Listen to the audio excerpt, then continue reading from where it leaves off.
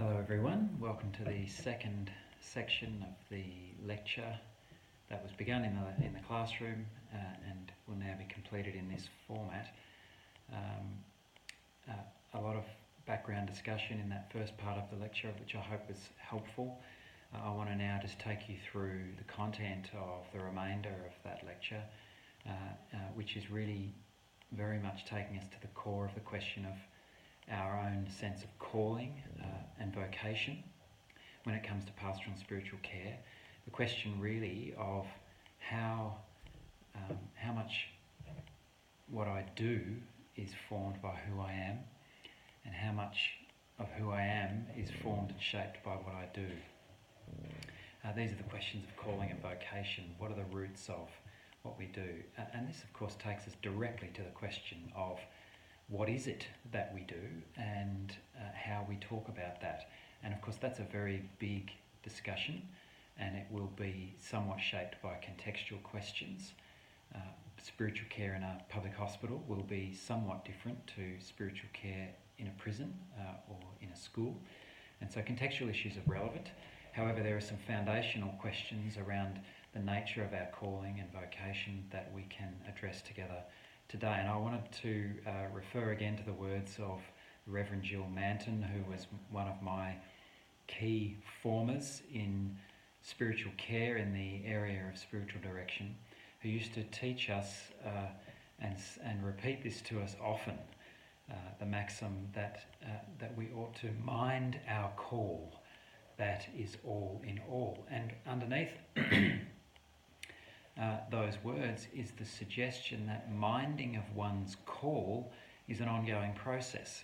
We don't get called and then forget about what that calling is, or what shape it has, and how it determines the way we act, but rather we, throughout our vocation, throughout our lives, we pay attention to the nature of the call, because it's a dynamic and changing element, and because it's foundational and dynamic, it needs our constant ongoing reflective attention, and as such it forms part of our theological approach to pastoral and spiritual care.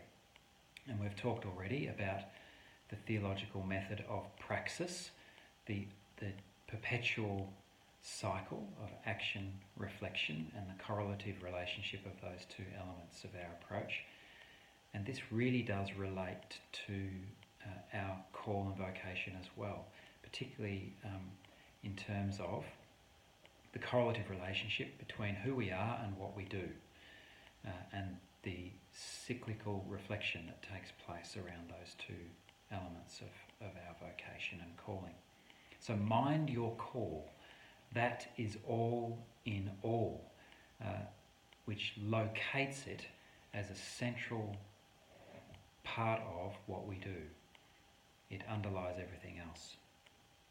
And I thought we'd begin with Neil Pembroke's suggestion in his book, The Art of Listening. Some of you are doing your book reports on this book. His suggestion that there is something foundational, something underneath and more defining for spiritual care than the therapeutic skills or the spiritual care interventions, the ways we act, the things we do. There's something more foundational than those things as tools in the toolbox that determines the question of what we are called to do and who we are called to be. And the question really at the heart of today's lecture is, what are these foundational elements of spiritual care? How do we identify them, and how do they impact what we actually do? Pembroke begins really by describing these foundational elements as availability, which is an idea based on the Christian understanding of self-giving love, something that I've called kenotic humility, the capacity to create space for others, for otherness, to be held and heard safely, to be listened to and with, to have our full attention in order that they might do their own spiritual work, discover their own spiritual resources, and grow and flourish spiritually in life.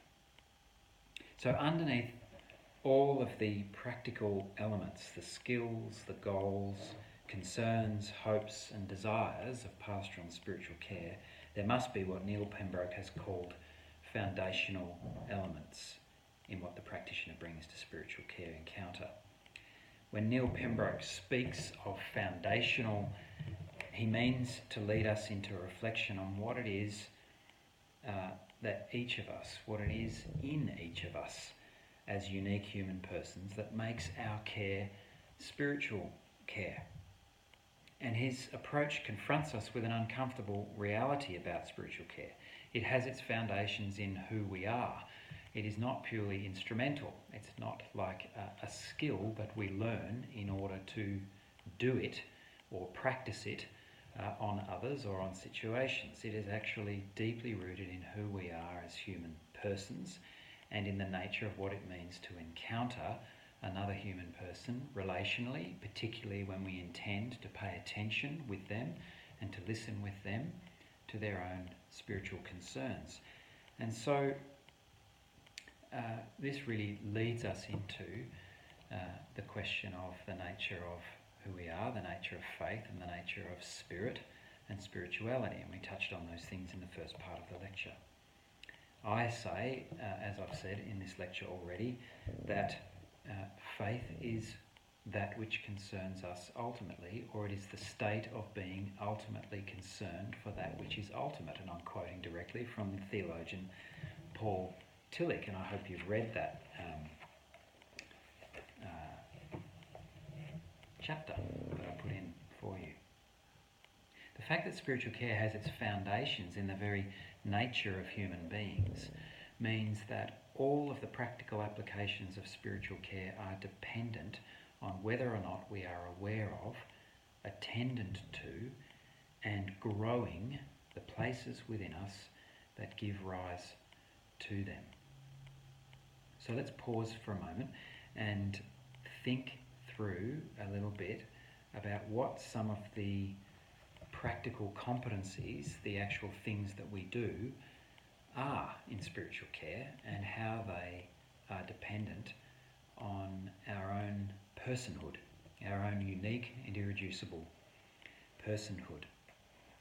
And I'm going to suggest to you that the number one function, instrumental function of spiritual care is to be a listening presence, an attentive listening presence. This is the number one function of the spiritual carer. And so I think we can probably immediately sense how this is deeply rooted in who we are as human persons. Are we able to listen? And to refer again to Jill Manton and numerous other writers and thinkers in the spiritual care space, it is impossible to listen to others if we cannot listen to ourselves. So listening to others is rooted in the capacity to listen deeply to ourselves and pay attention deeply to ourselves. For if we're going to understand the dynamics of the encounter between me as a spiritual carer and the other person or the other people, then we need to understand exactly what is going on. Who am I as a person? What am I bringing to the encounter? How will my stuff, both conscious and unconscious, impact the way I hear, the way I attend to, my capacity to hold space for the other? So listening is a core competency of the spiritual carer, and it's rooted in our capacity to be fully attentive, aware and listening to ourselves and our own movements in order that we might be able to also pay attention to others. Empathy, concern, discernment, caring, these are all skills, you might say, instrumental approaches to the spiritual care space. We bring these things as ways of being present as we pay attention and listen to the other. But they are not merely instrumental skills. They are all things rooted in our own personhood. Empathy, for example, is often spoken about as if it is a skill that you can employ or a form of intervention in the spiritual care encounter, when in fact empathy is one of our passions. We can't employ it as an instrument unless we actually experience it. And one of the core ways that we foster the experience or the feeling or the passion of empathy in relation to others is by actually living life fully ourselves in a reflective attitude, so that we are able to actually exercise our imaginations in the projection of our care and our concern for others. And that's what empathy is. It is really an exercise of the imagination, correlating our own experience with what we hear as we pay attention to other people's experiences, and the feeling of that, the sharing and the feeling of that based on that imaginative capacity. The same with concern. Discernment relies very much on our capacity to be able to, moment by moment, reflect on what we are hearing, what we are feeling and sensing in the space that we are holding for the other, and being able to reflect that back. Presence. Companioning is another key one that we often hear in terms of what we do as spiritual carers. Companion, to break bread with, to be together with, in that sense of sharing mutual hospitality. This again is more than an instrument. It's more than a tool that we pull out of our toolbox and employ in order to do good spiritual care.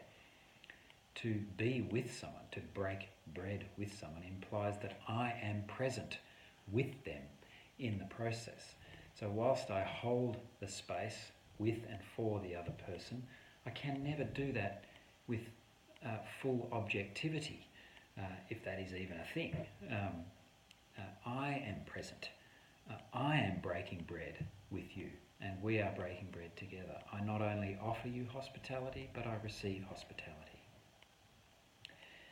When we do spiritual care, we provide space within which the spirit will emerge and grow, and we, in a sense, provide the space for that to happen, but cannot maintain control over that process. And once again, here is a sense of humility.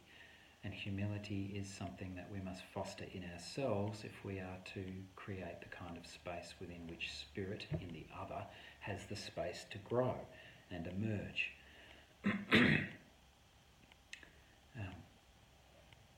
And so on and so forth. I hope you can begin to see how the way we are is always necessarily correlative with the things that we do in spiritual care. All of these things and more are part of the practical toolkit, or what some call the core competencies of the spiritual care practitioner. We might add professional practice, that is, the capacity to practice within a professional context, and that will differ from context to context. We might add interdisciplinary competence, so the capacity to work with others in the various teams, for example, that we might work with. For example, in a hospital, the capacity to work with nurses, the capacity to work with those who are part of the administrative organisation, the capacity to demonstrate clinical competence, and so forth. Those are all things that we do. Cultural competence, awareness of diversity and difference, and how that impacts the ways that we listen and the kinds of spaces that we provide. Full awareness of professional boundaries, ethics and self-care, and awareness of power dynamics. Now these all might sound quite instrumental to you, but in fact, and they are instrumental, however, they all, our awareness of them and our capacity to practice in these ways begins in our awareness of ourselves, our theology, our understanding of ourselves and our place in the world in relation to our environment and to other people. These are things that we must form in ourselves, and as such, they are part of our calling, part of our vocation. Jill Manton really taught us that the ideas of calling and vocation are related specifically to our sense of ourselves and our place in the world. And for some of us, this is articulated in terms of our religious faith, for others in terms of our broader understanding of ourselves as spiritual beings and having a spirituality. But they take us beyond mere instrumentality, and they take us into a sense of what we call ontology, the understanding of ourselves as being a certain way in the world. And so spiritual care becomes founded on being spiritual as opposed to doing spirituality. Not as opposed to, but as the foundation of. And the doing of spiritual care comes out of that place of ontology. Ontology simply means being, or the study of being. So there we go. Raymond Gaita kind of gives us a sense of how we might understand this fostering of, paying attention to our own calling as a part of our being, as a part of who we are. And he does this by describing the work of his father, who was a blacksmith. And he describes his father's work and his father's sense of his own work as a craft, as opposed to a trade. And he does this by way of seeking to articulate the difference between work that is merely functional or instrumental, work that is always happening towards an end, such as functionality or profitability. The difference between this and work that is linked indelibly to our character. So the work is part of who we are, and the results of the work reflect back onto who we are as people. A craft, or an art, for example, is work that both reveals and expresses who we are as human beings. Our work, what we do, reveals our humanity. Let me quote him. He's talking about his father. His work both expressed and formed much of his character. From him, I learned the relation between work and character. His sense of the importance of work and of its moral and spiritual requirements was simple and noble. Like him, his work was honest through and through. He worked at great speed, able to cut steel by sight to within a millimetre, yet everything was perfectly made. If there was a fault, as there sometimes was, and sometimes occurred because of the qualities of his material or because, as happened later, one of his workmen was careless, he took immediate and full responsibility. He accepted responsibility because he believed that it was the duty of an honest person to do so. It was inconceivable to him that he should not do so.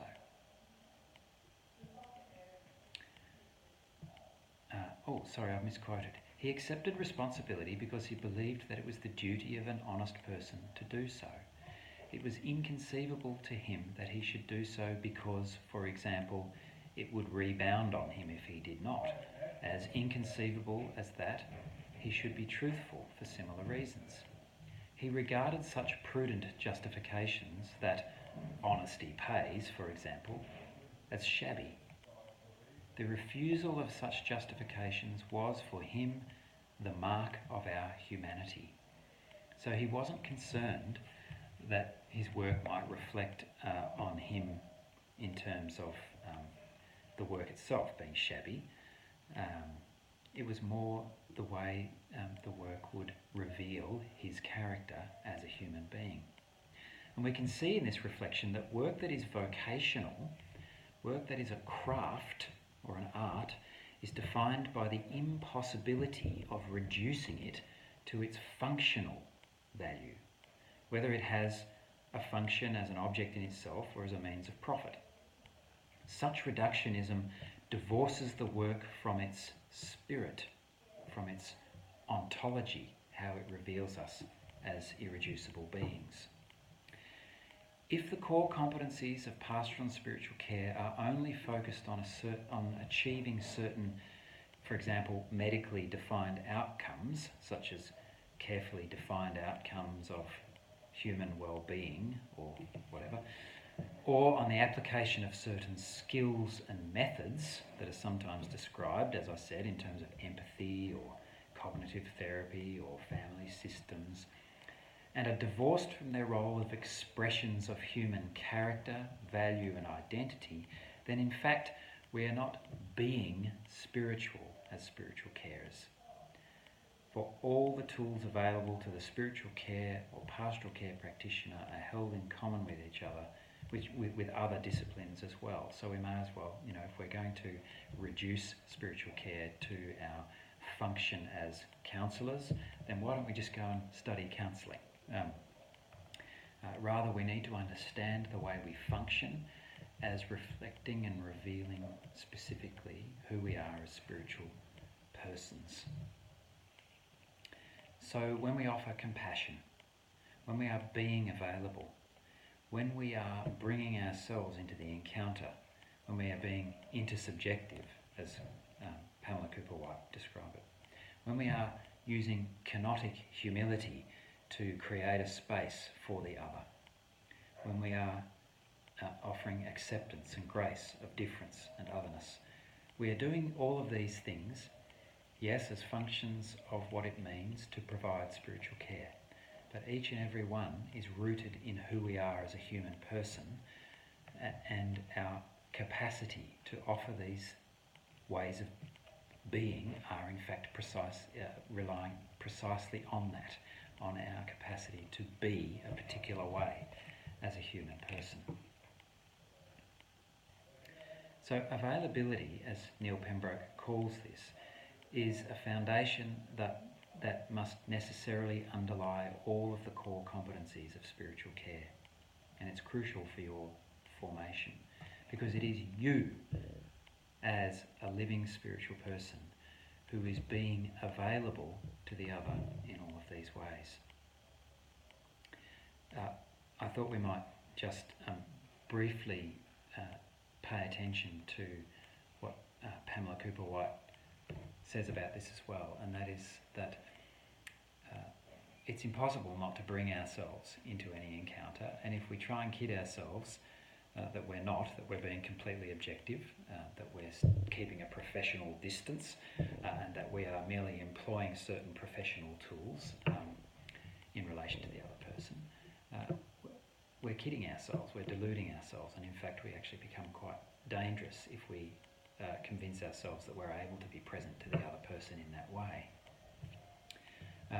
Pamela Cooper-White says this, and she's talking in particular, and this is her book by the way, and I'm pretty sure I'll put this chapter up on ARC. I'll double check, and if I haven't I will, but I encourage you to read this book. It's a fantastic foundational text really for pastoral spiritual care. It's called Shared Wisdom, the Use of the Self in Pastoral Care and Counselling. And she has a wonderful discussion about countertransference and how it's been viewed as a problem ever since Freud and Jung had their discussion about it, and how various different methods in psychotherapy have been used to try and avoid countertransference, and professional objectivity and distance in a relationship has been one of the primary tools used by professionals in the listening space to avoid countertransference.